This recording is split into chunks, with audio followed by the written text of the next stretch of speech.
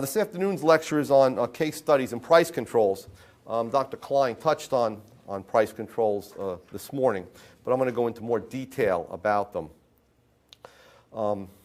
Let's start with what's called a price ceiling, which is a legal maximum on the price at which a good can be exchanged. The general effects Dr. Klein went over, but I will just refresh your memories here.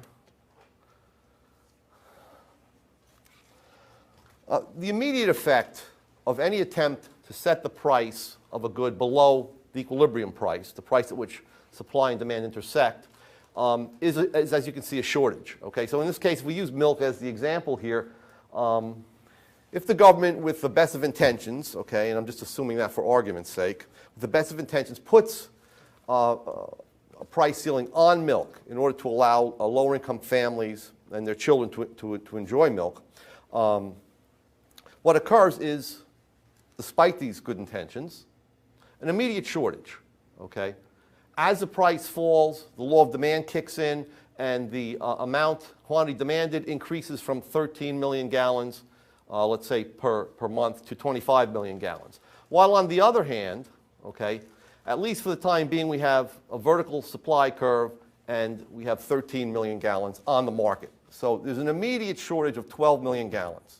Okay? There are people out there who are willing to pay the $2 price, but yet are frustrated in their search for a gallon of milk. So one of the advantages of an equilibrium price is that everybody who wants to buy a unit or more of a good can always find a willing seller. And every willing seller, or every seller that wishes to sell at the equilibrium price, can always find a buyer. Okay? And that includes the labor market, okay, as Peter Klein pointed out. But once we begin to manipulate prices politically, we find that that is no longer the case. Okay? So who winds up with the 13 million gallons of milk that are on the market? Well, there are different ways of rationing. Okay, we have a first come, first served is most obvious. But for example, during World War II, it was very difficult to find meat. Okay? And what the butchers would do, they would put the meat away, or a part of it. Okay, the meat they knew was in short supply that they could easily sell out. And they would keep it for family members, neighbors, and particularly good customers. So you were out of luck if you went shopping, so to speak, for beef during World War II outside your own neighborhood. Okay, there was no way you could find it. There's also racial, ethnic, or religious discrimination that comes into play. If you know there's a big waiting list out there, then you can pick and choose the people that you wish to deal with. Okay? It's no longer those people who have the highest valuation for the good in terms of money that you sell to. Okay? So if you don't like redheads, which is Murray Rothbard's favorite example, you say, no, I'm sorry, we're all out. Okay? Knowing full well that during the course of the rest of the week or the rest of the day, you can easily sell whatever you have at the control price. We'll talk more about this when we come to rent controls. It's particularly important there. Then there's political rationing schemes according to bureaucratic determined needs. Okay, so the bureaucrats determine how much gas each person can consume. So not only must you have the money to pay for it, but you must also have ration coupons and so on. If you recall, in 1973 and 1979, when we had the shortage of gasoline in the U.S., there was a rationing scheme according to which certain people with odd numbers could come on Monday, Wednesday, and Friday to fill up their gas tanks. Other people could come on Tuesdays, Thursdays, and Saturdays, or whatever, and everybody could buy gas on Sundays. So it was according to some arbitrary criteria, and that is, what was the last number on your license plate? Okay, was it odd or even? Okay, so you see how arbitrary it all gets. Of course, then black markets are organized, and in the case of milk, even something like milk, you'll find organized crime beginning to get involved because now it's very, very risky to provide the milk. And so those people who are willing to provide the milk at the higher prices and undertake the risk for the high prices tend to be those elements in society that are least law-abiding. Okay? So you'll see people hanging around schools, guys with long trench coats saying, "Psst, kid, you want a pint of chocolate milk?" Okay, okay. And he would sell it to the kid for not not $2, but if you go up to maybe $8 or something like that, because over time, as we'll see, at the lower price, as costs keep rising for the production of milk, okay, the long-run supply curve becomes relevant, and we have an exacerbation of the shortage. So the shortage now goes from 12 million gallons, the difference between 13 million and 25 million, all the way to 20 million gallons, okay? So price controls discourage production right in the middle of a shortage, okay? And it makes the shortage worse, okay? And then generally what happens is that Congress either repeals the price ceiling on milk or imposes further price ceilings, that is, on the cost of the inputs, okay? As they see the shortage getting bigger and they realize that the profit margins have disappeared for the producers, they then begin to impose price controls on cattle feed, dairy cows, milking machines. That causes shortage of these things, and then the price controls radiate out to control more and more inputs until the whole economy becomes socialized, okay, or approaches full socialization. Now that's the general effects of a price ceiling. Let's go into some specific examples. Let's go into rent controls. Okay, we do have, as we point out, a shortage of apartments, and I'll just show you a quick diagram here of rent controls.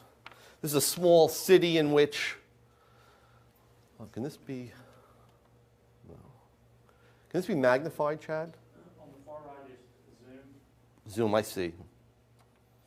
Zoom. Did I magnify it? Oh, there we go. Just hold it. Okay. Okay.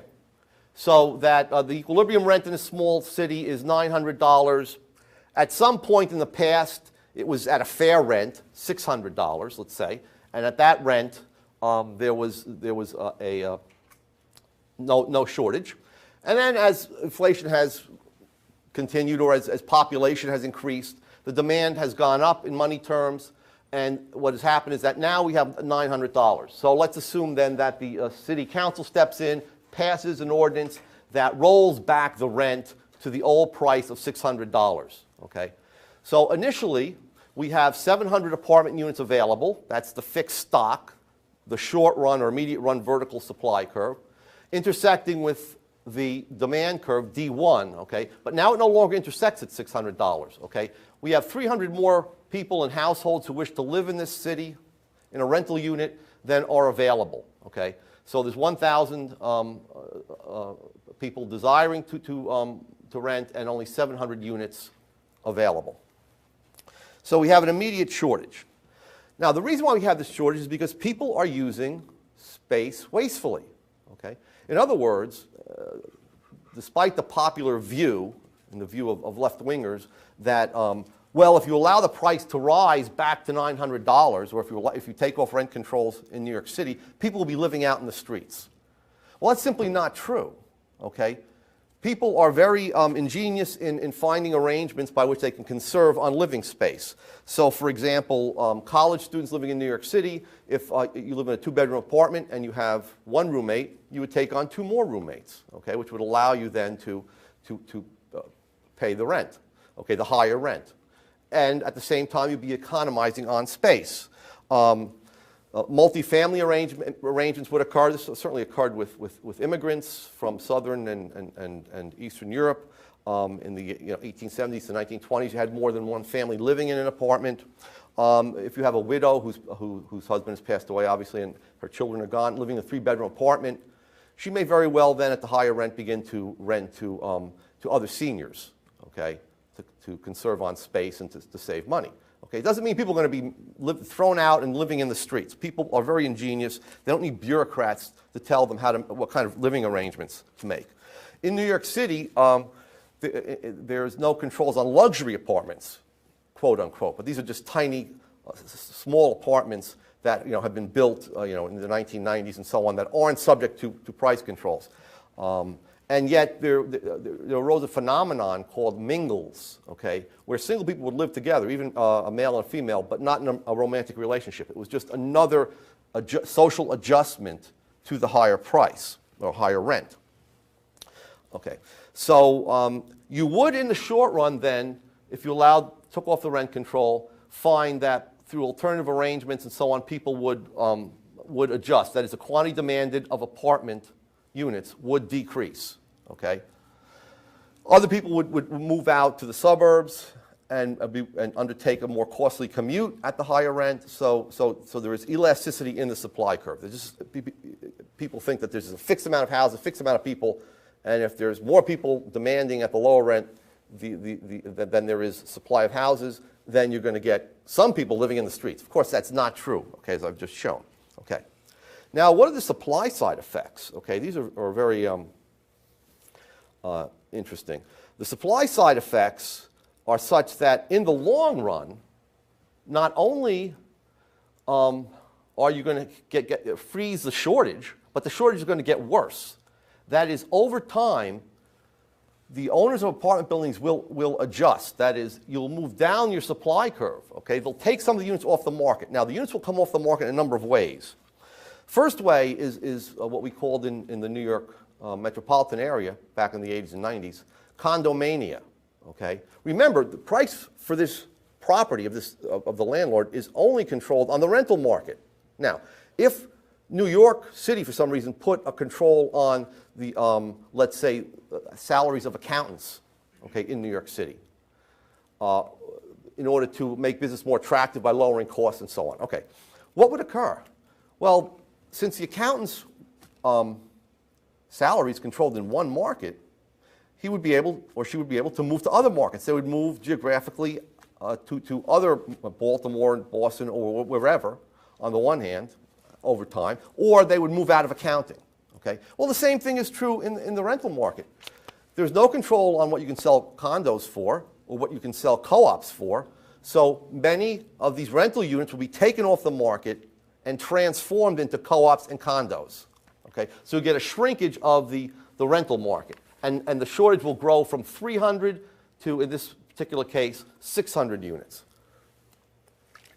Shortage will grow worse. But that's not the worst of it on the supply side. What will occur is that you'll find that almost immediately, as costs continue to rise, utilities, taxes, the costs of maintenance labor for the buildings, as those costs continue to rise, they're not controlled, the profit margins will be squeezed. So the owners of the rental units, okay, if they're not going to turn them into condos and so on, will begin to cut down on costs. And the way to cut down on costs in the market for apartments is to cut down on maintenance.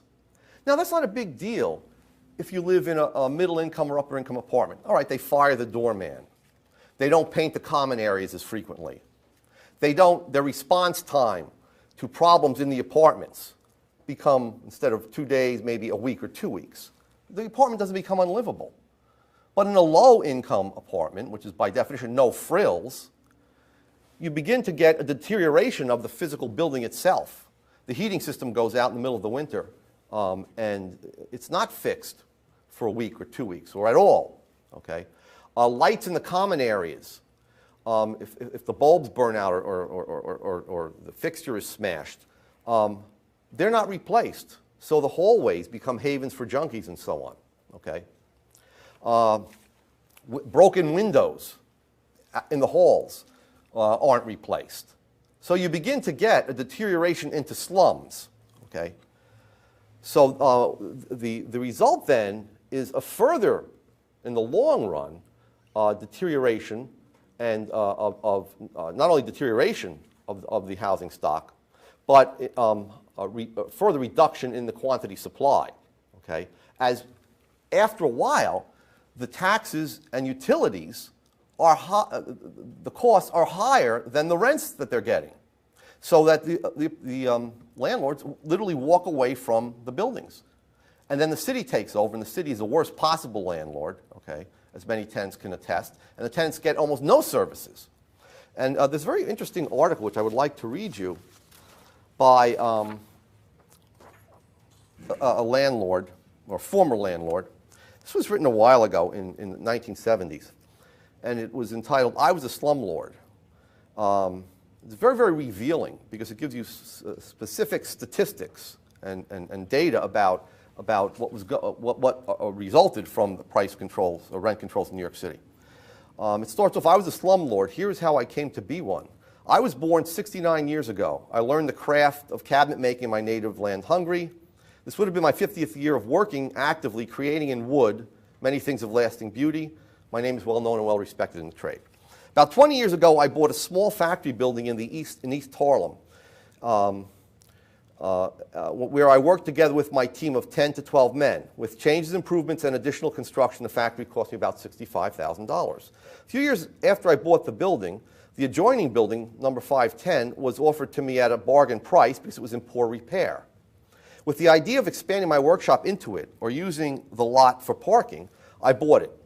For $12,500 in cash, I became the owner of a 4-family house. So remember, he is talking about, it's 1972 when this is written, and so these are 1952 prices.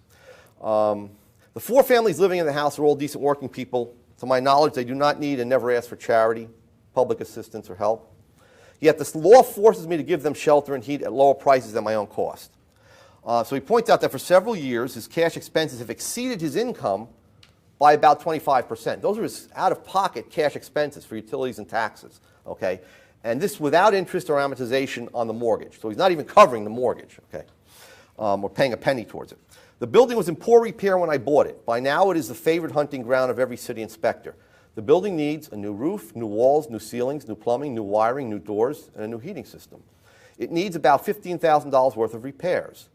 The building now has a gross income of $2,600 a year. Okay, so he's getting $2,600 a year in gross rents, of which I am paying for taxes and heat about $3,000. So every year he's losing $400. Why didn't I apply for a hardship rent increase? My accountant told me there would be a blizzard of paperwork, and any increase that he could get him his fee would more than eat up. Okay, at least the first 2 years of the increase would go to the fee for the accountant. So far, I've been fined 4 times for failure to comply with orders to correct building violations. I was summoned to court again only a few weeks ago, explained my predicament to the judge, assured me of his sympathy, and then fined him $40 and promised that the next fine would be much more burdensome. Okay, I did not go home from the court. I went straight to the offices of the local Roman Catholic Church and asked them to accept the building as a free gift. They didn't. Of course, they're not. Okay. They're not economically ignorant. I mean, they're holy, but they're not stupid. Okay, an hour later, I made the same offer to the Protestants. Okay, obviously the Protestants are no dumber than the Catholics. Again, the answer was no. Next, I offered the building free, without any money, to the 4 tenants. They didn't want it. Of course they didn't. They'd have to come up with the extra $400 at least. Okay, I will abandon the building was my next thought. I will stop collecting rents, will not pay taxes or heat. I will let the city take over. This sounds like an easy way out, but my lawyer tells me it cannot be done without my being legally, financially responsible. So here I am with a building assessed by the city at $21,000 that you can't give away. So it's basically garbage, okay? And yet they're assessing it for tax purposes at $21,000. That I cannot give away, I cannot sell, and I cannot abandon. I am forced by law to operate. He's sort of a serf to his own building, okay? So you can't get away from it. That is, I am not any longer. I have sold the building for $30,000. Okay, now how do you do that? As an extra inducement, I threw into the bargain my factory building. So he gives up his business, okay, which cost me close to $70,000 for nothing. So he threw in the factory building for nothing, and he got $30,000 for the whole. In economic terms, he really sold both buildings for $30,000. In other words, I sold real estate that cost me $80,000 about 15 years ago, okay, for $30,000 to be paid without interest in 6 years. So it's much less than $30,000. With the $50,000 that I lost in the deal, which is a major part of my life savings, I bought freedom. At 69, I am too old to start a revolution or to fight City Hall. On the other hand, I do not like to be summoned to appear in criminal court. My only crime is that I dare to own a building in New York. I'll badly miss my shop where I spent 49 happy years, but I am no longer a slumlord. Okay. Well, this is, now think about this happening on a vast scale in New York City. And what do you get? You get abandoned buildings, okay, you know, even though it's against the law, this guy was law-abiding. The landlords just walk away from these buildings, okay? And you get the spectacle of the South Bronx. Now, in economists have said, and it may have come from Milton Friedman and George Stigler and their famous critique of rent controls written in the early 1950s called roofs or ceilings. That if you have price ceilings, you're not going to have roofs. You're not going to have new housing built or housing maintained. And they said, the statement they made was that the easiest way to destroy a city besides bombing it is to impose rent controls. So what we have here is a series of pictures of bombings of cities that were bombed out during World War II, and some pictures of photos of what the South Bronx looked like, I guess in the 1980s or so. Okay, so let me just show you some of these. Okay, is that bomb damage or rent control? I have the answers on the back. Okay, that's bomb damage, right? That is Aachen, Germany. I think one of those was on top of his house. But, bomb damage or rent control? Yeah, that's rent control. That is the south. That's the Bronx.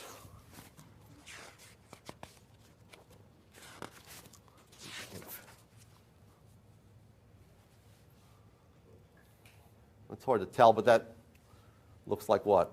I'll tell you what it is. I think that's the bomb damage. Yeah, that's Hiroshima. It is. Okay.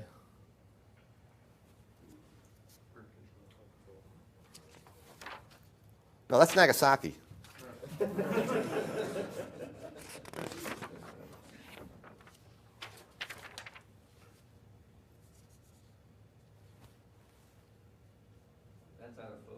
Yeah, it's out of focus what that is. Let me get that in focus for you.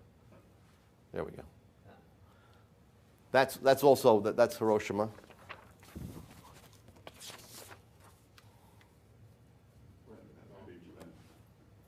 That, I believe, is rent control. Yes, it is. That's the Bronx.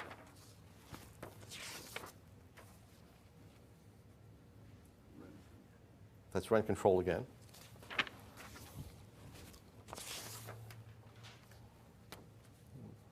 Get that in focus. It's hard to tell. I would venture bomb damage.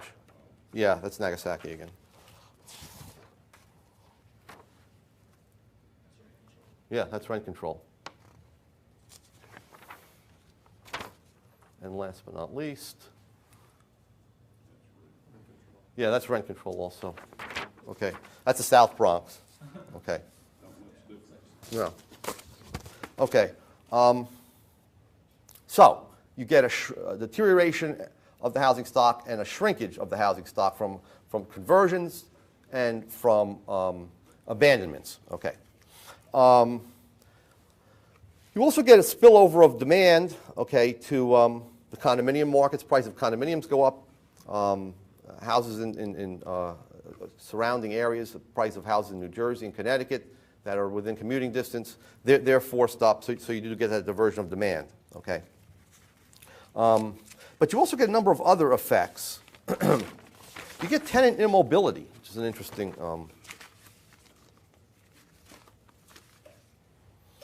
phenomenon. That is, you might have in a neighborhood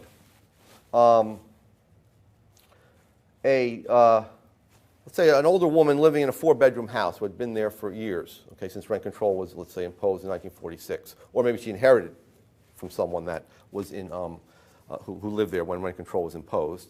And yet you might have a family of 6 living, around the block from her in a 2-bedroom apartment. People don't move.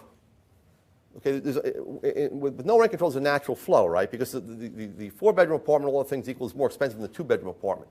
But under rent control, the longer you've been there, okay, because it's generally what we call vacancy decontrol, which I'll get into in a moment, the lower the price you're paying. So you don't get this natural flow that you would get on the free market where a single woman would, to cut her costs, move into a building with 1 bedroom, okay? In fact, if she leaves her apartment, she has to wait on that long line that we showed. Okay? There's a long waiting list for apartments. That's how that shortage manifests itself. And number 2, even if she gets an apartment, The apartment prices have risen in the meantime. They're allowed to rise in New York City. There's partial vacancy decontrol by 15% every time a new tenant moves in. So she'd be paying a higher price, okay, in many cases. So you get a massive misallocation of resources. We have one family, maybe two families jammed into a two-bedroom apartment and a single person, in a 3 or 4 bedroom apartment. That does not occur on the free market, obviously, because the pricing reflects the differences in the amount of space. Okay. You also get what we call non-price rationing, where landlords can now indulge their personal preferences and prejudices. You get allocation by race, lifestyle, pets, children. Okay. People of races that are not as well liked by the landlord will be turned away because he knows there's this huge shortage and that someone he likes will show up. Okay? In other words, what we might call the opportunity cost of discrimination falls. Okay? Also, people with children and pets, since pets and children cause noise that annoy other tenants and also raise maintenance costs, they are not a desirable family to rent with, families with these, so they turn them away. Even though it's against the law, they have ways of turning these people away. In fact, I give my undergraduates my example of what I call the lecherous landlord. Let's say he'll only rent to females between 18 and 25 years of age. Okay, he'll turn everyone else away. And let's assume that he has an apartment. Now, on a free market, he has to pay for that. In a sense of foregone rents, because he'll have a greater vacancy rate. Okay, and I want to show you some figures I have here. Let's see what it is. Yeah.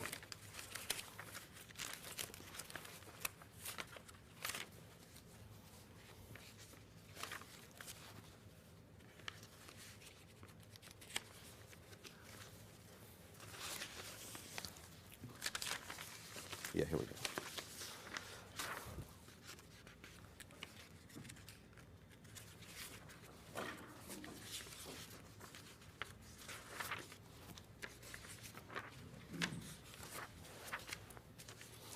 I don't see. Oh, okay. Let's assume for a moment that he has. He charges $1,000 a month on a free market. Let's say the rent is $1,000 a month. He has 20 units. Okay, and that he can rent them. His vacancy rate maybe is one unit at any given time is not rented out on the free market. Okay. Now there's suddenly a rent control and now he's limited to, let's say, $500 a month. Okay. Now, what he can do, okay, or actually before we do that, let's say he discriminates on the free market. If he discriminates on the free market, let's say his vacancy rate then goes up to 5. Okay. And so what we got is at $1,000 a month, which is the equilibrium rent, he has 20 units to rent out. On a free market, he may have vacancy of 5 if he keeps turning away people that don't meet his criterion, which is young female, 18 to 25. So it's going to cost him the 5 vacant units, which on average is what he has, times $1,000 a month times the 12 months. It's going to cost him $60,000 a year to indulge his prejudice, okay, or in this case, his positive preference for a certain type of person. Okay. Now, what happens if suddenly you have rent controls and the price is $750, okay? Well, he knows that there are many people out there, so if he turns, there's a huge shortage, so if he turns one person away, it's very likely that someone else will show up. What happens is that $60,000 a year falls possibly to 0, okay? He has almost no vacancies because of the massive shortage. He can find the people that he likes because they're not able to find apartments. So obviously, according to the law of demand, a person will indulge this preference at a more likely to indulge his preference at a lower price than at a higher price. Okay. And then all crazy things that are in the lease, okay, are actually enforced. Because with vacancy decontrol, you want your tenants to leave. Because the next tenant will bring you 15% more. Okay, that's as it works in New York City. So, for example, if you ever lived in an apartment, you read your lease, basically you can't do anything after 10 o'clock except breathe. Can't have unrelated people staying overnight. Can't play the television set. If you live in garden apartments, as I have done, you can't wash your car in a parking lot. You can't have any pets. and all of these crazy, but they don't enforce them necessarily. They only are there to protect the landlord and the other tenants against someone who's very, very noisy or someone who is disruptive, so it's legally easier to get them out, to evict them. So what happened when we had, under Nixon's wage and price controls, a lot of small towns, okay, New York has had rent controls the longest, by the way, from 1946 onward. But after World War II, rent controls were taken off in most of the rest of the country. They reinstated in the early 1970s with the wage price freeze that was imposed by Nixon. And from my own personal experience, I lived in southern New Jersey where most of the towns did not at the time impose wage and price controls. So when I moved in there, I noted that it said no pets, and we had a cat. And so I asked one of the neighbors, I said, you know, do we have to hide our pets or what? She says, no, they never enforce it, okay. And also I noted that people were washing their cars in open daylight out in the parking lot and so on, which in the lease said you weren't allowed to do. Then I moved to northern New Jersey, where they did impose rent controls. Okay, and those rent controls stayed on even after Nixon's wage and price controls ended. They stayed on throughout the 70s in many places. And so I figured, this, you know, the same thing. You know, they're not going to enforce these. So my neighbor comes running over as I was moving in, and she saw the cat. She says, "You better hide that cat." And I said, "Why?" And she says, "Well, the landlord hires kids, like a Gestapo group of kids that goes around during the day when you're at work and looks in the windows to see if anybody has pets, and then sends you an eviction notice, because you know, he can charge the next tenant more." Okay, so and also I noted people at night with flashlights washing their car at midnight. Okay, because they're hiding from the land. So all of these sort of fascistic clauses in the rental agreement, the lease agreement, are now enforced because they don't. If one tenant leaves, well, you know what? We have other tenants out there waiting to come in, okay, would-be tenants, prospective tenants, all right? And I personally know of a landlord, I mean, it goes beyond now just neglecting the building, okay? Landlords become the enemy of tenants, and so there's sort of a class warfare between, especially in New York City, if you ever see it. Tenants are always picketing landlords. Landlords are always bad-mouthing tenants. They hate one another, okay? And the reason being that the landlord would love to have the tenant out of there, and so he makes conditions as unpleasant as possible for the tenant. Okay, and I personally know of a landlord that allowed a band to practice until all hours of the night in a vacant apartment to drive the other tenants out. Okay, okay, so you get that type of you know, malicious behavior by landlords. Now, do you hate the person who you buy an automobile from? Do you hate the guy you rent the hotel room from? Of course not. But if there were similar types of controls and it was in the interest of those people to allow these products that you're buying and services to deteriorate, then there would be an abiding hatred, as there is in New York City. I was shocked when I went to Houston in the mid-1980s during the oil bust. And, you know, tenants and landlords said hello to one another. Okay, I stayed at a friend's apartment. And not only that, there were advertisements all over. Free 6 months rent, first six months rent free. Free microwave ovens were being given away. There was a lot of competition. There were no rent controls. There was continual building going on. They had overbuilt because of the oil bubble that had occurred. And so there was competition, and that kept the rents low. Okay. A few other points I want to make about rent control. One of the most interesting, let's say, unintended consequences of rent control occurred in France. Okay. After World War II, France had had rent controls for a long time. Okay, on and off from the end of World War or the beginning of World War I, and what happened in that case was that the only way you could find an apartment was through the black market. Okay? In New York, you have these black market arrangements. You have people going and bribing either the janitor or the superintendent to be placed higher on the list. Okay? Or they would sell you, they would charge key money. They would charge you $2,000 for your key. Okay? And that was a way of getting around the rent controls. But in France, it went much further than that. There was absolutely no way of getting an apartment. Young couples, soldiers that returned, had to live with, when they got married, they had to live with their in-laws, which is not a great thing to do, okay, especially when you're first married. And so the wife's full-time job was to go around to the parks in Paris and find the most sickly-looking older person. I'm serious. I mean, there's an article by an economist about this, just describing this phenomenon. Follow them home, and then find out their address, and then go immediately to the superintendent, or what they call in France a concierge, and pay them a big bribe. Okay, I think it's $1,500 a room or something, to be the first one notified. So then you would immediately move your furniture in as soon as that the person was being carried, before they were even cold. So if they're being carried out, you get the call and you rush over there. By the way, rents, this was after World War II, rents after World War II were between $1 and $1.50. Okay, $1 for a single person, for a family, was average about $1.50. That's about between 6 and 11 packs of American cigarettes at the time, okay, which were circulating also as sort of a quasi-money in France. All right.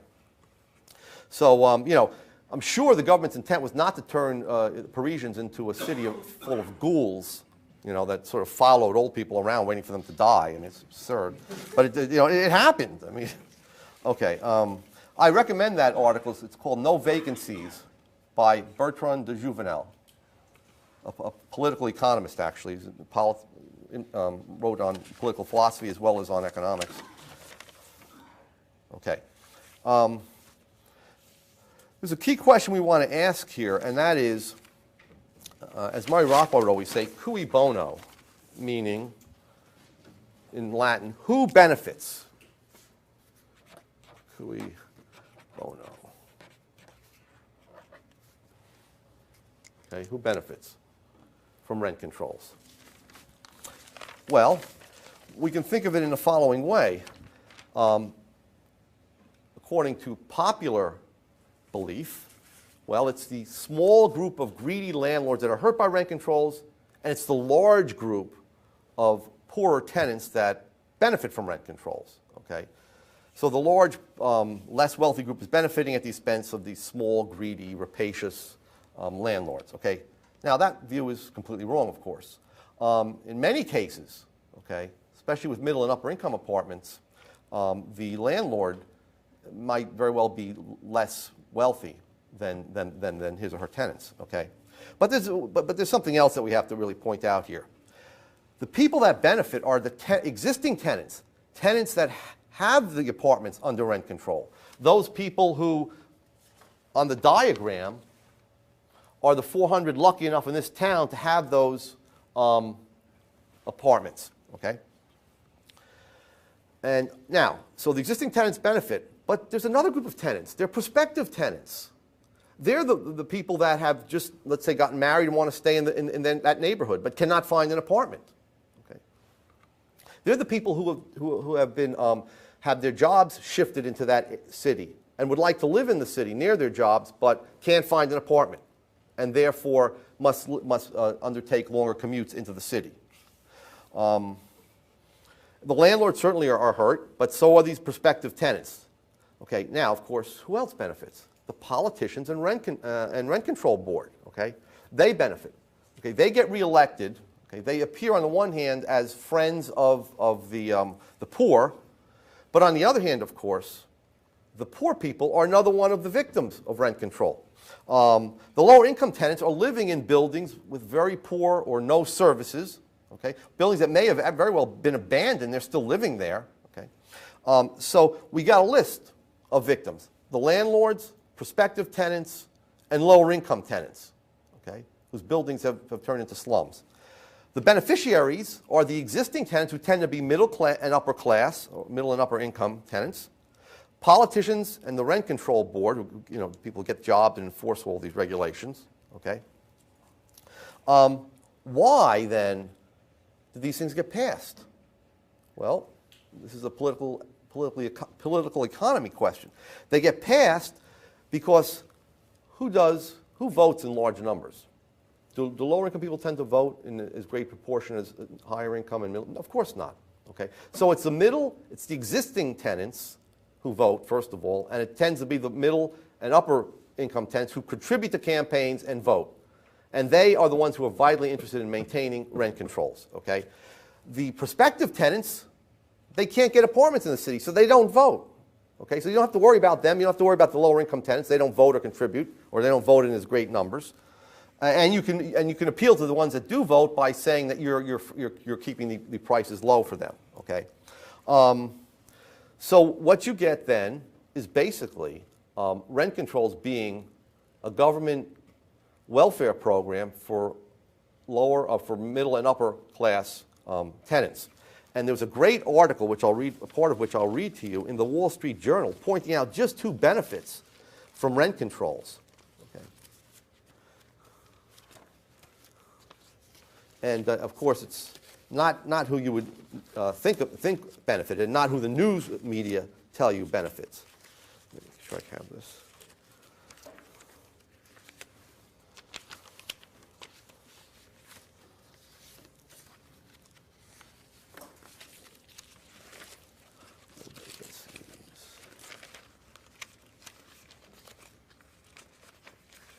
Okay.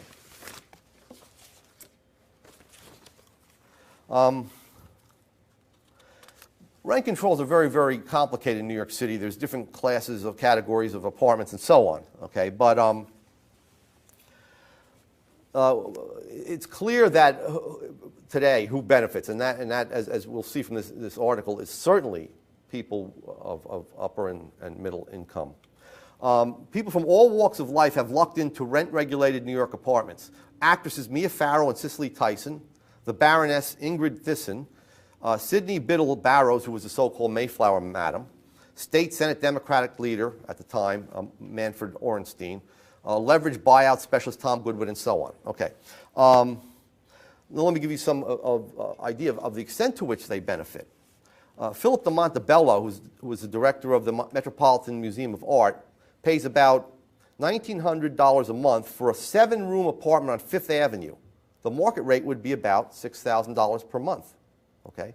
So he's being subsidized to the tune of $4,000 per month, okay, or $48,000 per year, okay, by these lower rents.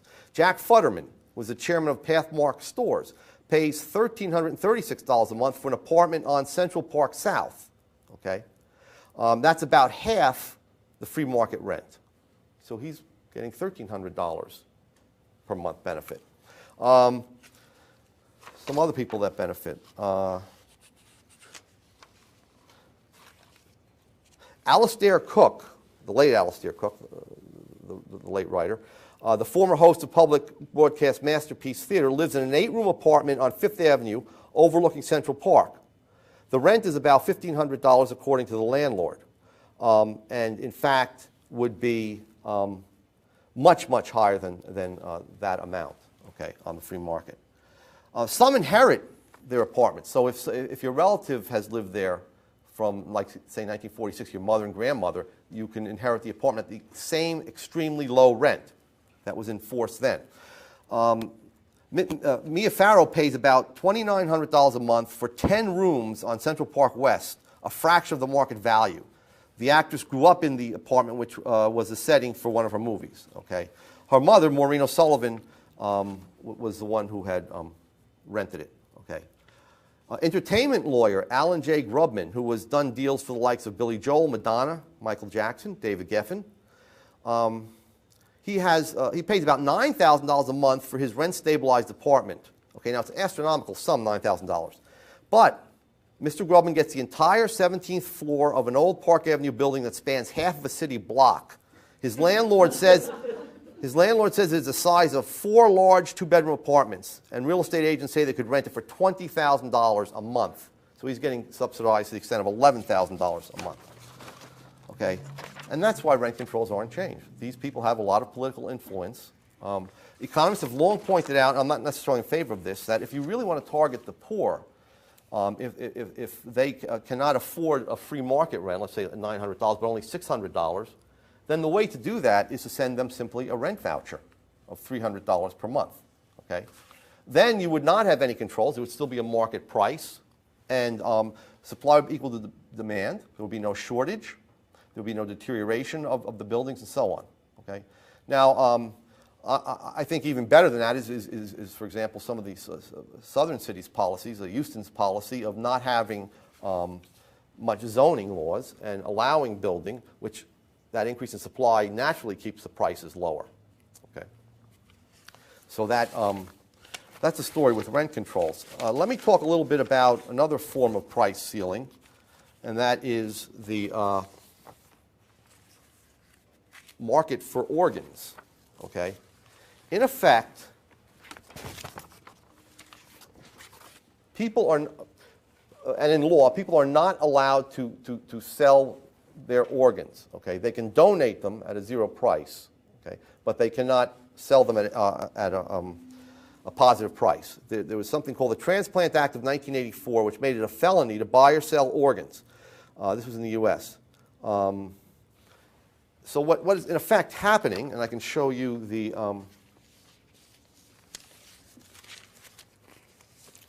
diagram for this, but also give you an idea of the numbers, okay, the actual numbers.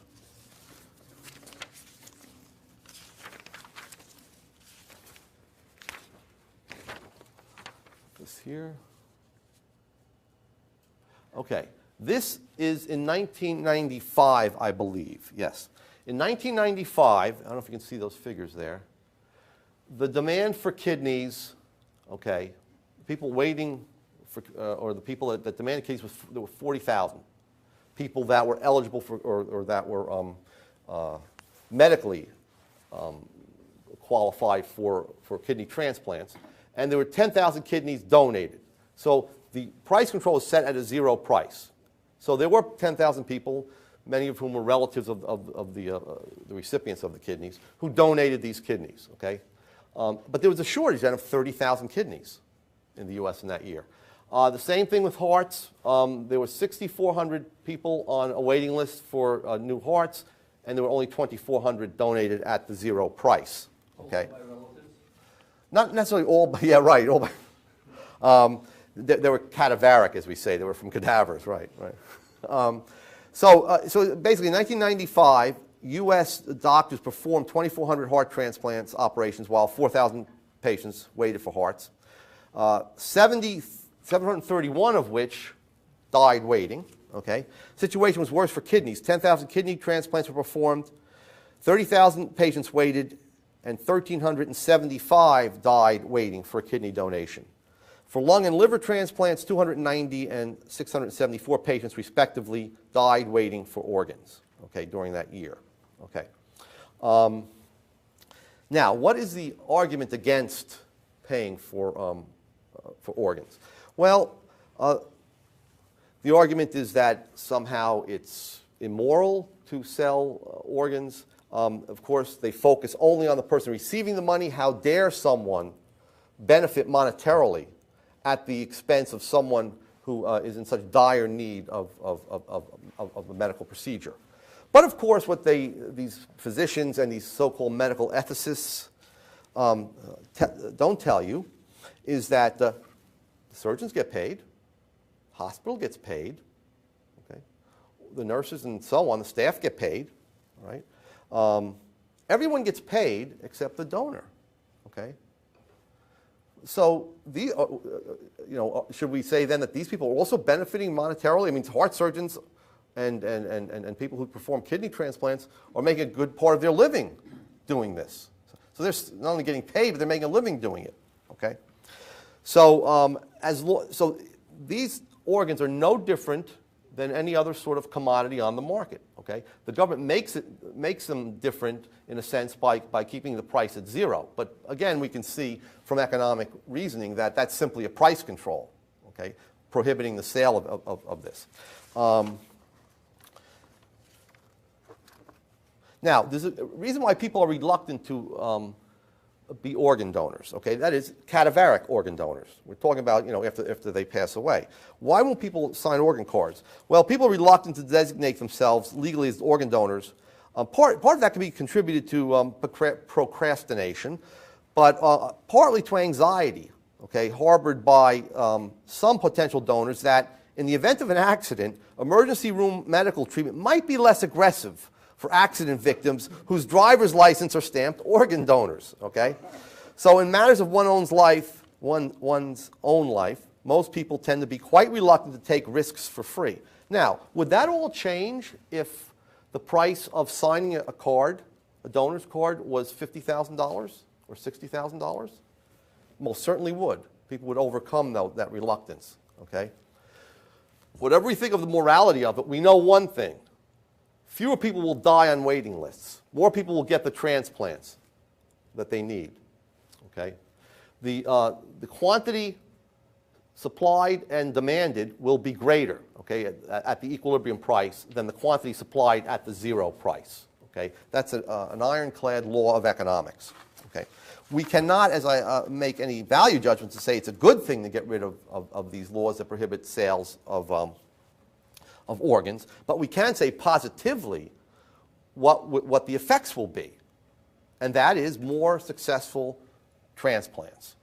Okay.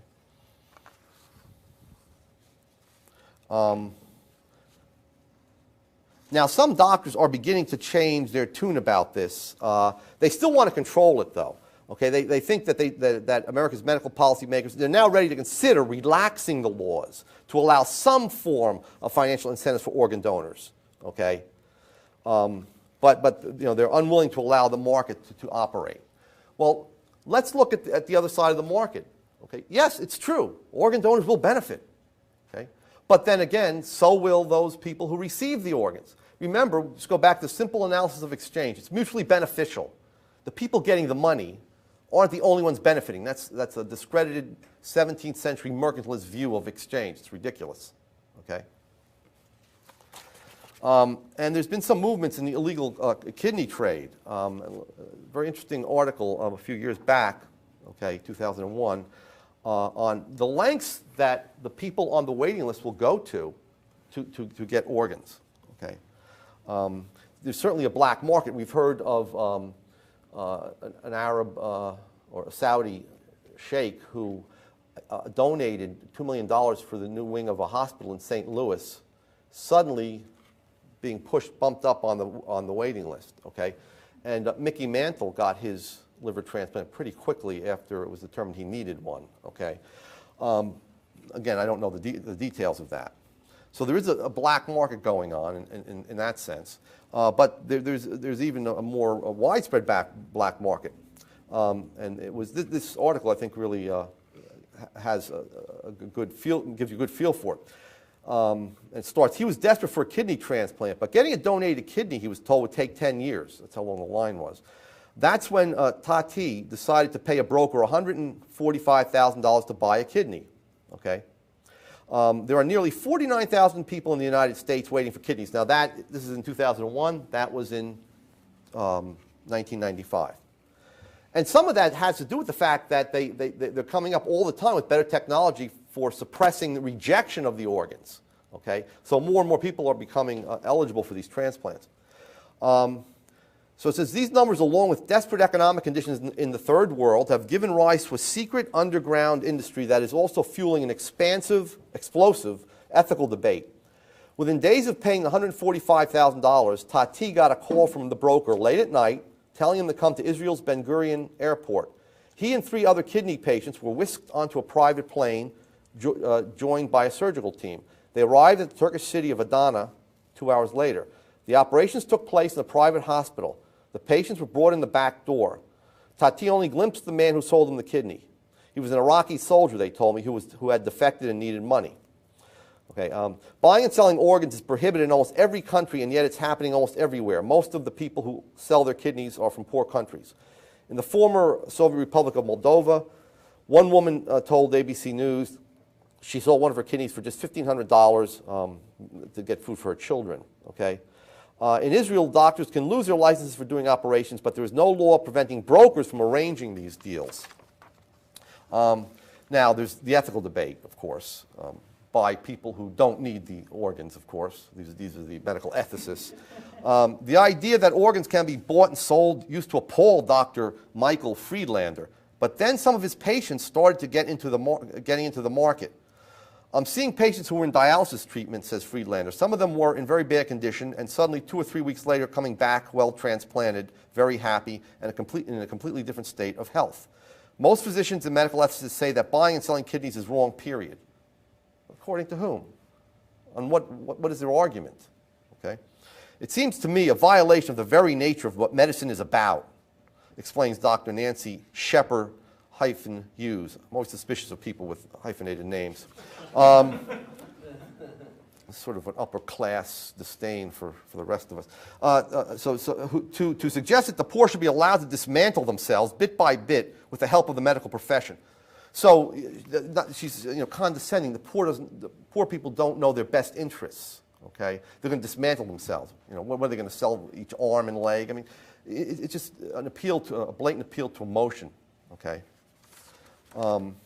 So fortunately, the market is responding. It's a black market to this shortage, and is helping some of these poor souls get their transplants.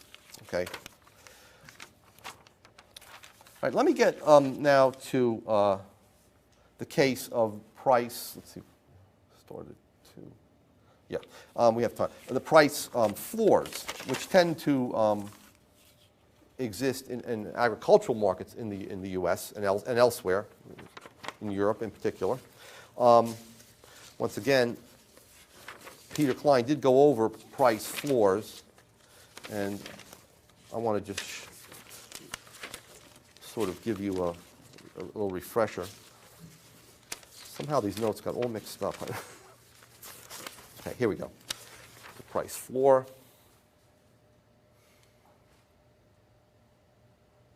Okay, in this case, the price floor is in the milk market. Let's say you want to keep a higher price of milk in order for farmers to have stable incomes. Okay? The argument is usually, look, if the price of milk suddenly falls, let's say, to $1 a gallon, let's say the equilibrium price is $5 a gallon, and it or it was $8, and then the supply increases due to technological improvements and so on. Price falls to $5. Well, then what happens is many of the farms go out of business, and supply the next year is much smaller, so that the price of milk might be $15 a gallon, and poor people suddenly can't afford milk, and you have babies screaming for their milk, and it's not available.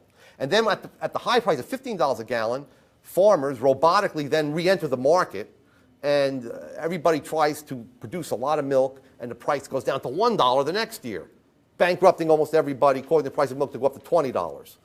And then on and on. So we have too much milk one year and not enough milk the next year. And you have starving babies when there's not enough milk. Okay, so all the government wants to do then is to stabilize the price. Okay, so they set a price floor, making it illegal to sell milk for less than, let's say, $8 per gallon. Okay. Well, there's a couple of things that happen right off the bat. One is a surplus, as we noticed. Farmers want to sell 22 million gallons of milk, or in the short run, we have a fixed stock. They want to sell 13 million, and people cut back at the higher price of $8. They only want to purchase 7 million instead of the full 13 million as they did before, and there's suddenly a surplus of 6 million gallons of milk per month. Okay. Now, once that occurs, there's this problem of the surplus. Okay, but in the longer run, there's another problem, and that problem is that farmers will begin to invest in more dairy cattle, more milking machines, and so on because of the higher price. So the surplus will grow larger and larger. The quantity supplied will respond positively to the higher price. And what we'll get then is an even larger surplus. But not only that, very interestingly, what's going to happen is that they're going to bid up the price of land and machinery and other farm implements, capital goods that are used on the farm, and electricity, and they're going to make it more expensive. The cost of production in farming is going to rise, and farmers in other markets producing other crops will now have to, crops are producing, if this is wheat now, let's for a moment assume it's wheat, producing other types of crops, those farmers will now reduce the amount they're producing. So we'll have too much milk and surpluses on the one hand, and high prices, and the high prices will now spill over into other farm markets as costs of production go up, as the farmers respond to the higher price by buying more inputs and driving their prices up. Okay. Now, first problem is this. How does the government deal with that surplus? Because that's a big temptation for a black market. Okay, the farmers have all this extra milk now. Okay, they have something like 15 million gallons a month that they can't sell. They're going to begin to undercut the price, and the whole thing will collapse. So the government has to do something to rid the market of the surplus, of what they call the overhang of excess milk or excess wheat or sugar, whatever it may be. What they do then is they then tax you and I as taxpayers. So we pay higher prices as consumers, okay? And now we're also taxed as taxpayers, and that milk is bought up and turned into cheese. In the case of milk, it's turned into cheese and butter, and it's frozen, right? In the case of wheat in the 1950s and 60s, the government had an ingenious but short-run solution to the whole thing. They bought it up and they stored it on mothballed World War II battleships that were in the Hudson River, okay? And of course, they just let the wheat rot there, okay? And after a while, you know, this became scandalous. You know, there are people in the U.S. that were hungry. Remember the book came out by Michael Harrington about, I forget the name of it, but it was a famous book about how there's poor people in Appalachia and so on, other parts of the United States. What was the name of it? The Other America, that was it, okay? And here you have the government allowing wheat to rot. There's also a famous case where the Canadian government forced egg farmers to destroy 28 million eggs, okay? So as to get rid of the surplus, okay? So once that's found out, then the U.S. government gets bad publicity, and so it must do something. In 1954, they passed Public Law 480, which was basically a foreign aid giveaway of U.S. food. Okay, so they, let's say, gave it away to India for a number of years, and that was true. But of course, what does that do? Over time, the local Indian rice producers, or the producers of other crops, since the Indian consumer is not irrational, he's getting free food, he's going to cut back on his demand for products of the local farmers, and it's caused them to go bankrupt. So after a while, this direct aid in kind was rejected, okay, because local producers were facing lower prices. Some of them were going bankrupt, okay? So the U.S. came up with the idea of giving it away domestically to poor people, and this is where the free lunches, free school lunches came into play in the 1960s under Lyndon Johnson, and breakfast programs by the government, okay? But of course, poor people also demand food. That's a big part of their budget. If they're getting free, and food stamps also. So if they're getting free food, what do? The demand for food shifts to the left, and the surplus gets even worse. Okay? So that's not a long-term solution, all right? So the government turned to restricting supply. Okay. Oh, or there's another solution. That is to sell it, to have the government sell it on markets, on foreign markets, and then put tariffs on the wheat so it can't be exported back at a lower price to the U.S. But then what happens is that the world price falls below the U.S. price, and then foreign countries like Australia that grow wheat and Canada say that we're dumping wheat. Okay, so that's not a viable solution. So they come up with restricting supply, forcibly pushing the supply curve to the left so that it intersects with the demand curve at the fixed price. Oh, and let me mention one other thing here very quickly, going back to the Indian case. Sometimes we have bad crops so that the supply curve does shift back of its own and the surplus disappears. Now, when the surplus disappears, what happens to the amount of food we send to India? It goes down, and they suffer a famine. Okay, that's another reason why they reject our largesse in kind. Okay, they'll take our money. They don't want our food and so on. Okay, so restrict supply, force it back. Well, there's acreage allotments. It's one way of doing it. That is to say, tell farmers that they can only produce on a maximum amount of acreage, or even pay them to leave some acres without any crop on it. Okay, but of course, what happens once that happens? Let's say they cut back by 20%, and they're only producing on 80% of their acres. But of course, you can always produce more by farming more intensively. So they buy more fertilizer and so on, and the remaining acres become more productive, and you still haven't gotten rid of the surplus. Market quotas, all right? There what you can do is you can tell each farmer, no matter how much you produce, you can only market a certain amount, okay? And that sort of works to push back supply. But of course, all the while, consumers are paying higher prices. Then there's soil bank programs where you directly pay farmers not to grow, okay? And then very interestingly, what happened for a while there, the government was running out of ideas on how to restrict, get rid of the surpluses. They actually had government scientists using wheat, experimenting on using wheat in place of gravel to mix asphalt, okay, just to get rid of it. Any way to, you know, but of course that bombed, that didn't work at all, okay. So this is what this is really a reverse welfare program, okay?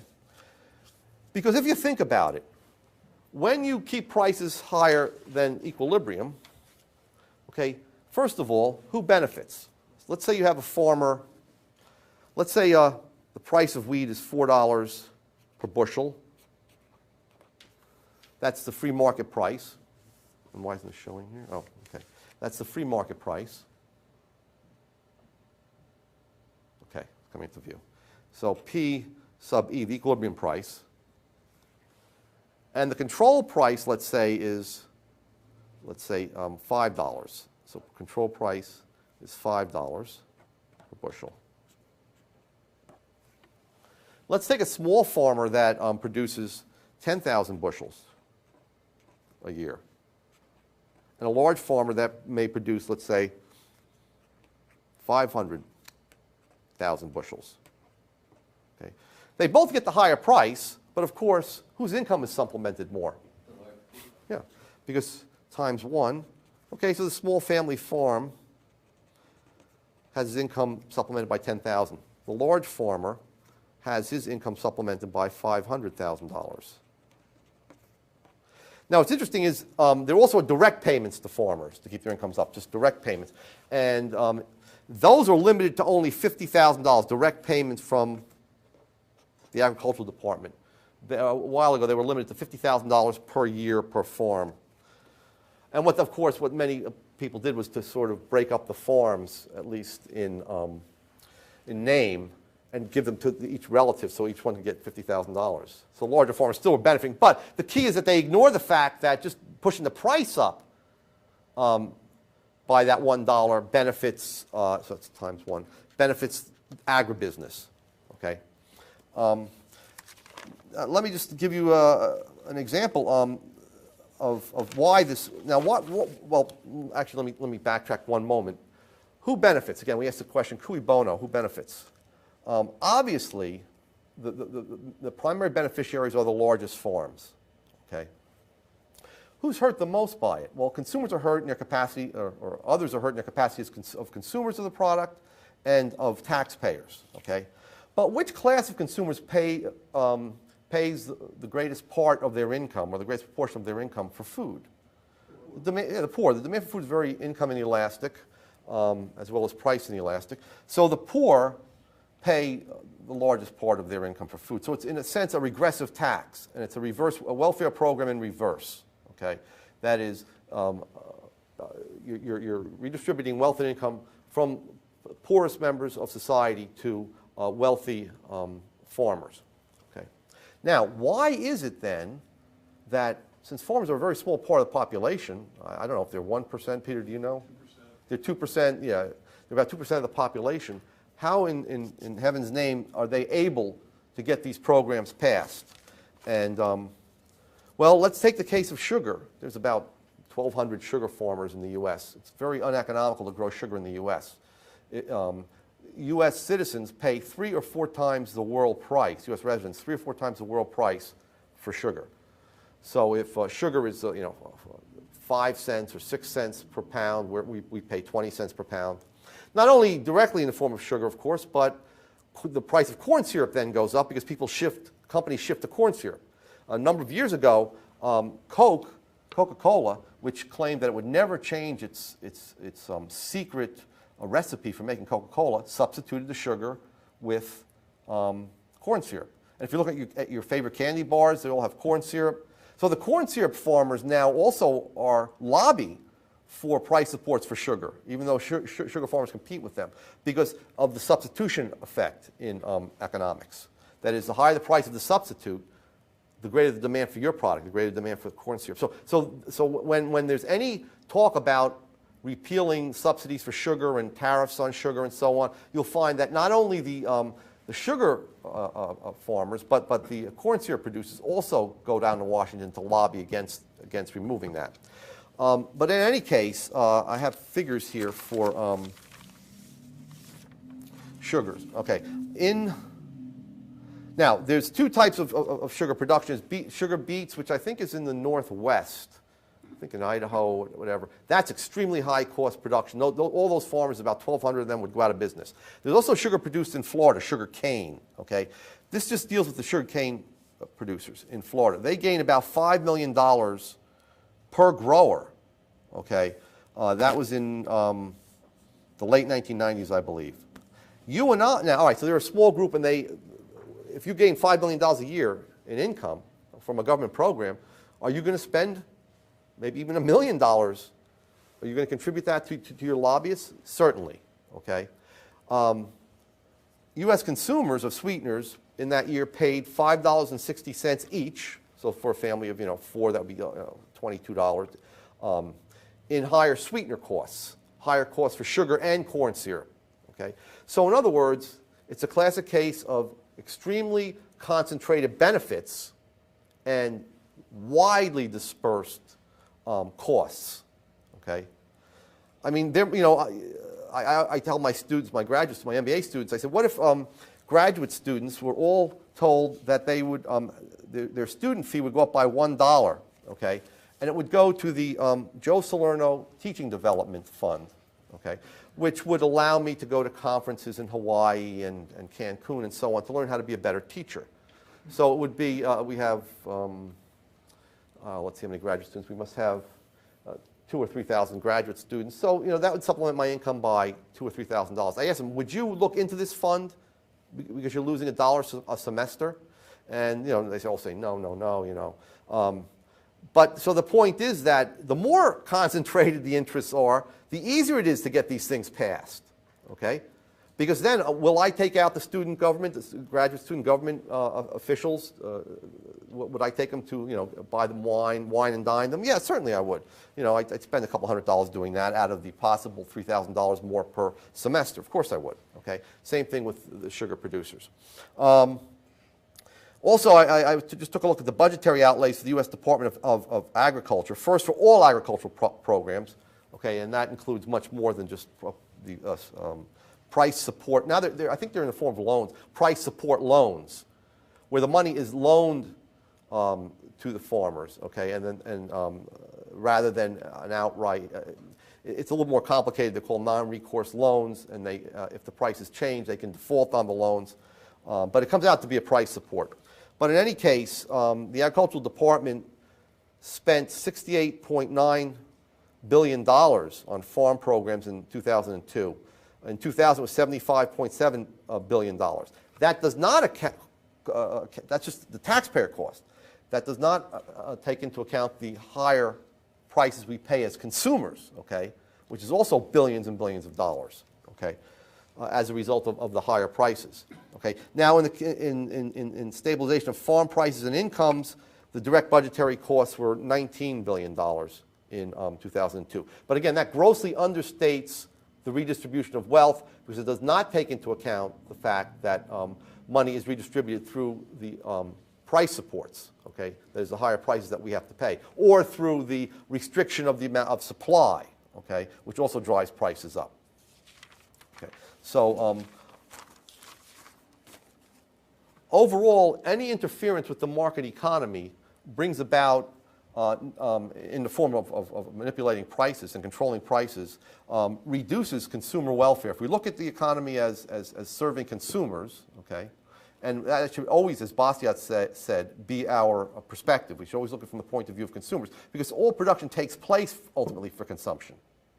If we look at it that way, we see that it decreases welfare of consumers.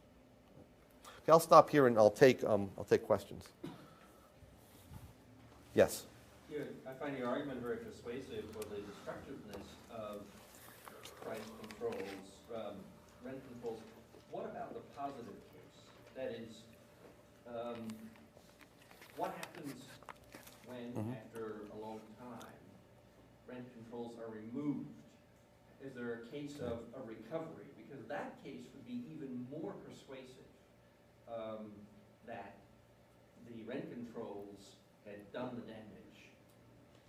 Okay, so the question is that the case for the destructiveness of rent controls economically is very persuasive, but that, again, the case could be made stronger if there was a case study in a market about what occurred after, in this case, rent controls were removed. Okay, is that what you're saying? What is the positive case? Can you give an example or a study? I can give you an example. We had rent controls in Boston when I was undergraduate there, and they were repealed about 10 years ago. And they were repealed. It was very interesting.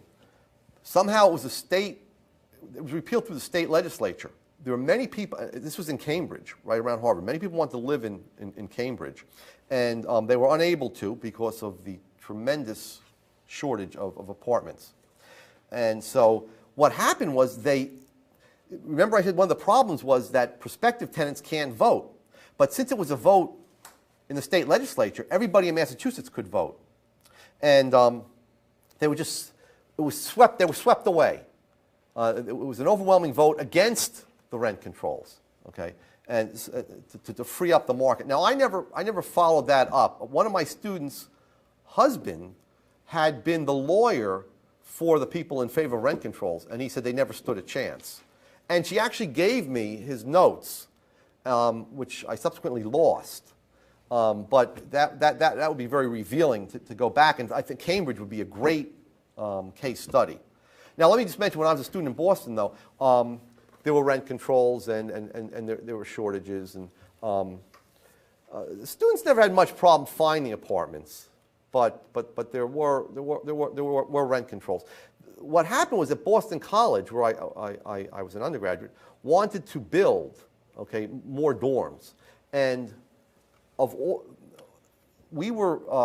college itself was released from obeying zoning and building codes to an extent. So they built very viable, low-cost housing that you could build for lower-income people by being permitted to truck in huge modular pieces and putting them together. That could not be done anywhere else in Boston because of zoning laws, because of building codes that benefited skilled unions and crafts and so on. So these went up very quickly. They're very clean. They're very nice.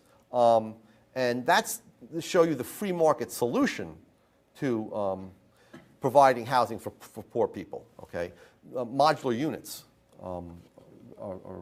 building in factories, and of course, so the local construction unions hate this, and so the zoning codes, to a great extent, reflect their wishes because they're a powerful voting bloc. Also, they contribute to campaigns. And building codes.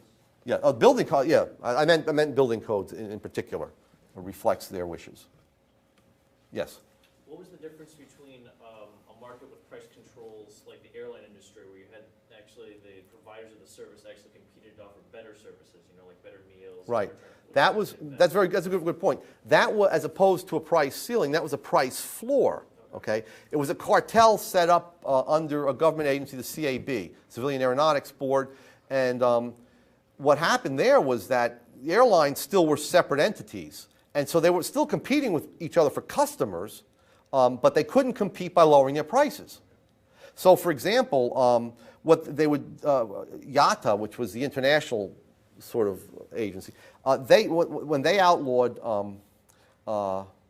Well, they set minimum prices. So the competing airlines began to serve beef burgundy, these just scrumptious meals, very lavish meals. And then they began to regulate the meals, okay? And the same thing happened on U.S. airlines, okay, before 1978 when they were decontrolled. What you found was that they were becoming more and more luxurious. If you remember the stewardesses there, they were competing for stewardesses that were prettier and prettier. My next door neighbor, I fortunate to grow up next to two gorgeous twins, who were about 3 years my junior, and we became close friends. That's not always a good thing, and they look on you as a brother. But anyway, that's besides the point. But she went for a stewardess's job, and she was also very smart, and they rejected her because the pitch of her voice wasn't right. She had a very soft voice, and so they told her that. I mean, that was back before you could be fined for saying things like that. Okay, so they compete. I remember the commercial, and they competed in advertisements, alluring advertisements. They had a beautiful woman there saying, "Hi, I'm Cindy. Fly me." Okay, that's basically. Yeah, all right. Okay, so that's the opposite, right? Because then you're competing to increase quality, but you can't compete on the price dimension. Maybe Peter Klein will get into this when he talks about monopolies. Okay, but that's a good point. That is an effect of a price floor. Okay, but you really can't do much with farm products. Okay, you can differentiate like Purdue chickens, and you can differentiate them, and you can sun-kissed oranges and so on in some sense, and make them more appealing, and try to win some greater share of the market that way. Yes. I have a comment to the previous question. Okay. I live in Prague, which is the capital of the Czech Republic, and we've had pretty heavy regulations for about 40 years. And right now the market rent is about, I think, 10 times higher than the regulated rent. And we've just started with the deregulation, but the problem is that you cannot really actually see it immediately. Because it's going to take about 10 years before the deregulated rent approaches the market rent, which is the first case. And the second case, I know the owner of the building where I live, and she said that her funds are completely exhausted, so she has to recover first before she invests into the building. And another problem is that she is not sure whether the deregulation is going to continue after we have a new government, like socialists. That's a key, yeah. She's going to rather save the money for herself than invest it into the building. So that's another political uncertainty maybe for investment uncertainty. So the recovery is going to take very long time. Let me just ask you, do you notice if, as the rents have gone up, have people begun to, make alternative living arrangements as far as living with more people per square foot than before? The problem is that it's been about a year, okay, and it's rising like 10% a year, so the change hasn't been that great yet. So as far as I know, people started moving to smaller apartments. Okay, so it freed the market up. I mean, you got more tenant mobility. A little bit, and as prices go up, it'll probably be more and more. Any other questions? Yes, Ron? I work in the warehousing and trucking industry. I don't know if any of you are old enough to remember, but I want to say it was mostly the Carter administration started the deregulation of pricing in that industry. Of the airlines and trucking, yeah, right. Absolutely. In 1980, all of a sudden, when what they didn't remove all controls, but the way they used to control the trucking industry, of course, was maybe you could haul a load from Auburn, Alabama to Birmingham, but you weren't allowed to haul anything back. Right, that's right. Type of stuff. Yeah, that was. They eliminated that. Right. Where it was open competition. We personally, and I was working at Smucker's at the time, we saw transportation costs drop 25% in maybe a year, Right. and that was seen almost across the United States. But I read then, I didn't think of this, but I read then after that far more money was saved by the ability of industry to reduce inventories, because they always had higher inventories of everything because of the delays and difficulties of getting trucking and things moving around. I see, yes. The amount of inventory reduction was like, oh, billions of dollars. Right. It's just an incredible amount, far more than they saved in just trucking costs alone. Yeah, right, right. Now we're just in time. Just in time inventory, yeah. Okay, thank you.